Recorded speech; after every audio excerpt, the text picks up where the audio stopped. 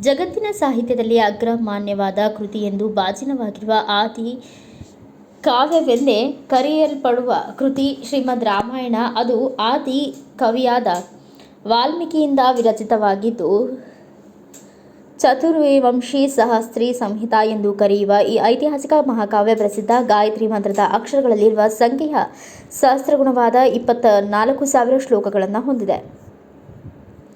ಪ್ರಸ್ತುತ ರಾಮಾಯಣ ಕಾವ್ಯದ ರಾಮನು ಮಾತಾ ಪಿತೃ ಭಕ್ತನು, ಬಂಧು ನಿಷ್ಠೆ ಹೊಂದಿದವನು, ಮಹಾವೀರ, ಸತ್ಯವಾದಿ, ಧರ್ಮಪಾಲಕ, ದುಷ್ಟ ಸಂಹಾರಕನಾಗಿ ಚಿತ್ರಿತನಾದರೆ ಪಾವಿತ್ರ್ಯದ ಸಂಕೇತವೇ ಸೀತೆಯಾಗಿದ್ದಳು. ಆಕೆ ಶ್ರೀರಾಮನ ಸಹಧರ್ಮಿಣಿಯಾಗಿ, ಲಕ್ಷ್ಮಣ ರಾಮನ ನೆರಳಿನಂತೆ ಆತನ ಹಿಂಬಾಲಕ, ಭರತನ ಭ್ರಾತೃಪ್ರೇಮ, ಹನುಮಾನ್ ಸ್ವಾಮಿಯ ಭಕ್ತಿ, ಶ್ರೀರಾಮ ಸುಗ್ರೀವ ವಿಭೀಷಣರ ಸ್ನೇಹ, ಅನಂತರ ದುಷ್ಟತೆಯ ಪ್ರತೀಕವಾದ ರಾವಣ ಸಂಹಾರ, ಅಂತ್ಯದಲ್ಲಿ ಧರ್ಮಕ್ಕೆ ಜಯವೆಂಬ ಪ್ರತಿಪಾದನೆ ಮೊದಲಾದ ವಿಷಯಗಳು ನಿರೂಪಿತವಾಗಿದೆ. ಹೀಗೆ ಉತ್ತಮ ಆದರ್ಶಗಳನ್ನು, ಉಜ್ವಲ ಧರ್ಮವನ್ನು ಸುಂದರವಾಗಿ ಮತ್ತು ಹೃದಯ ಸ್ಪರ್ಶಿಯಾಗಿ ಕಟ್ಟಿಕೊಡುವ ಕಾವ್ಯ ಬೇರೆಲ್ಲಿಯೂ ಕಾಣಬಾರದು.